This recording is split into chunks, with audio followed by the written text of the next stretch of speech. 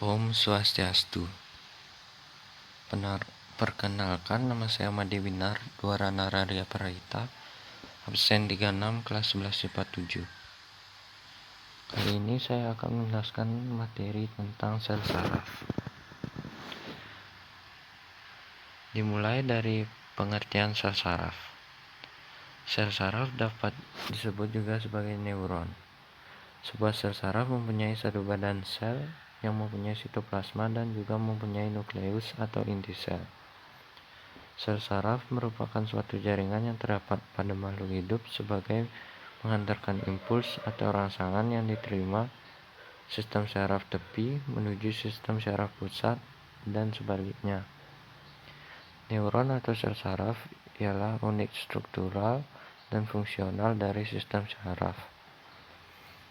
Neuron memiliki kemampuan dalam konduktivitas atau pengantar dan kemampuan eksistabilitas yang dapat dirangsang, juga kemampuan merespon rangsangan dengan sangat baik. Neuron terdiri dari beberapa bagian-bagian yang setiap jenisnya berbeda antara satu dengan yang lain. Di otak terdapat kurang lebih 100 miliar neuron dan sel glial. Neuron berkomunikasi melalui persimpangan neuron yang disebut sinapsis. Kemudian saya akan menjelaskan tentang struktur dan bagian-bagian sel saraf. Yang pertama, ada dendrit, merupakan percabangan dari badan sel yang terlihat seperti tonjolan bercabang. Dendrit berfungsi untuk menerima dan mengantarkan rangsangan dari badan sel. Yang kedua, ada badan sel. Badan sel merupakan bagian terbesar dari sel saraf yang mengandung banyak komponen penting. Di dalam badan sel terdapat sitoplasma, nukleus atau inti sel, dan nukleolus atau juga bisa disebut anak inti.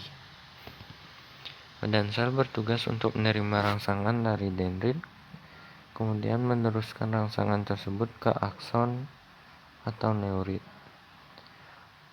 Badan sel memiliki sebuah inti dan di dalam sitoplasmanya terdapat butir nisel yang berfungsi untuk sintetis protein.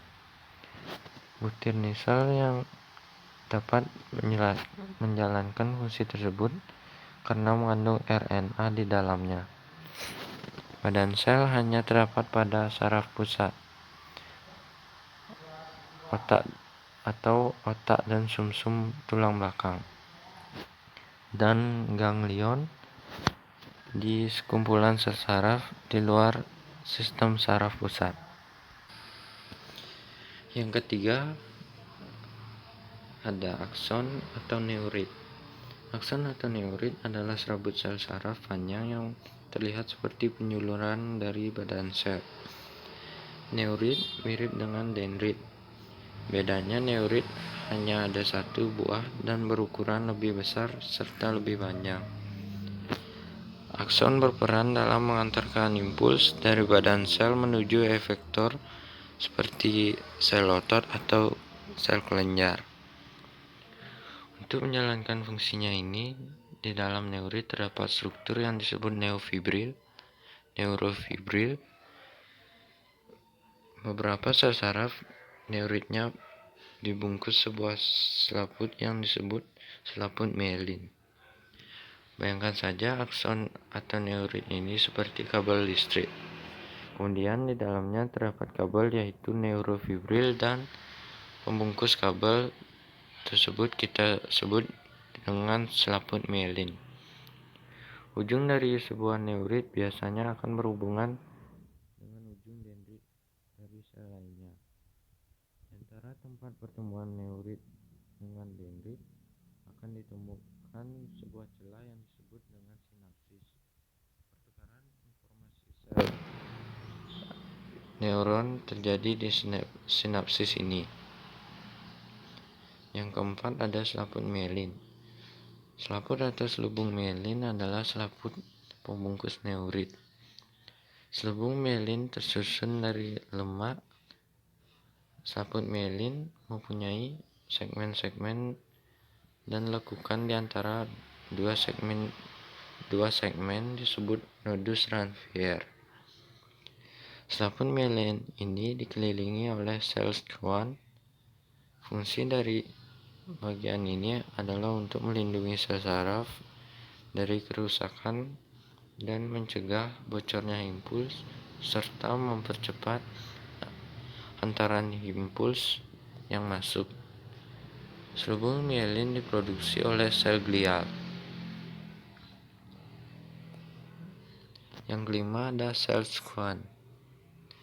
Adalah sel yang mengelilingi selubung mielin. Nama dari sel ini diambil dari nama penemunya, yaitu Theodor Schwann, seorang ilmuwan dari Jerman. Sel Schwann akan menghasilkan lemak yang membungkus neurit berkali-kali lipat sampai terbentuknya selubung mielin. Sel Schwann berfungsi untuk mempercepat jalannya impuls, menyediakan nutrisi bagi neurit, dan membantu regenerasi dari neurit. Yang keenam ada nodus Ranvier. Nodus Ranvier adalah bagian antar dua segmen selubung mielin. Nodus Ranvier berfungsi sebagai loncatan impuls saraf agar lebih cepat ke tempat tujuan. Nodus Ranvier mempunyai diameter sekitar 1 mikrometer dan ditemukan oleh Louis Antoine Ravien. Yang ketujuh ada sinapsis. Sinapsis adalah celah yang terdapat pada pertemuan satu neuron dengan neuron lainnya. Setiap sinapsis menyediakan koneksi antar neuron sehingga memungkinkan terjadinya pertukaran informasi antar neuron tersebut. Informasi ini ditukarkan dalam bentuk zat kimia yang disebut neurotransmitter. Pada ujung neurit setiap sel saraf terdapat sebuah kantong yang disebut bulbus akson. Kantong inilah yang akan menghasilkan neurotransmitter tadi. Jenis-jenis sel saraf. Yang pertama, jenis sel saraf berdasarkan fungsinya, yaitu ada sel saraf sensori atau neuron sensori. Sel saraf sensori atau sensori merupakan sel saraf yang berfungsi menyampaikan impuls atau rangsangan dari reseptor atau penerima rangsangan menuju ke sel saraf penghubung atau sistem saraf pusat yang berada pada sumsum tulang belakang dan otak.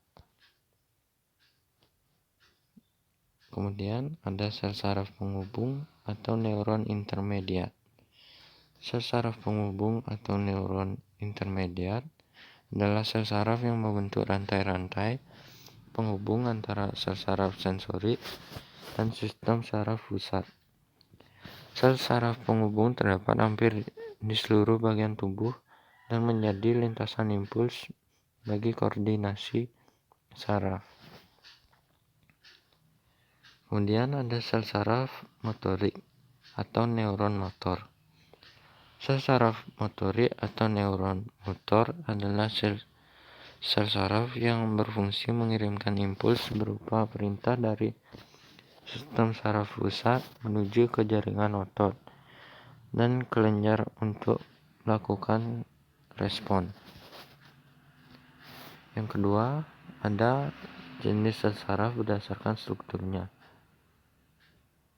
Yang pertama ada sel saraf unipolar, yaitu suatu neuron yang memiliki satu buah akson yang bercabang. Kemudian ada sel saraf bipolar, merupakan sebuah neuron yang memiliki satu akson dan satu dendrit.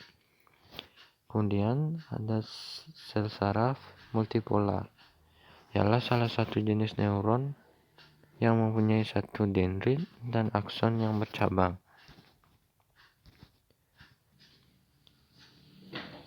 Kemudian saya akan menjelaskan tentang prinsip pengantaran impuls. Ada dua prinsip pengantaran impuls, yaitu neuron dan melalui sinapsis. Yang pertama, saya akan menjelaskan pengantaran impuls melalui neuron. Pengantaran impuls dengan cara ini terjadi karena adanya perbedaan muatan listrik antara bagian luar dan bagian dalam membran serabut sel saraf. Ketika menerima rangsangan berupa impuls, permukaan luar membran serabut saraf bermuatan negatif dan permukaan dalamnya bermuatan positif. Keadaan ini disebut depolarisasi. Selanjutnya akan terjadi aliran listrik dari daerah negatif ke daerah positif. Impuls kemudian akan diteruskan ke neuron dan akhirnya menuju sumsum tulang belakang dan otak. Impuls akan diolah oleh otak dan sumsum tulang belakang dan pada akhirnya akan membentuk respon dan diteruskan ke neuron motorik hingga terbentuk tindakan. Yang kedua, pengantaran impuls melalui sinapsis.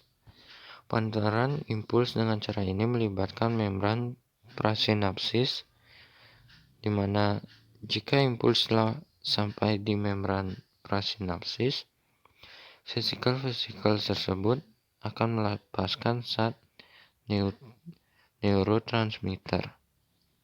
Zat ini berfungsi untuk mengantarkan impuls ke ujung dendrit neuron berikutnya. Neurotransmitter akan menerima impuls dan akan berdifusi melewati celah sinapsis. Selanjutnya akan berikatan dengan protein khusus di membran pasca sinapsis. Ikatan antara neurotransmitter dengan reseptor ini mengakibatkan impuls dapat diteruskan ke saraf lainnya yang saling berhubungan. Sekian dari presentasi saya ucapkan terima kasih dan saya tutup dengan Parama Santi. Om Santi Santi Santi Om.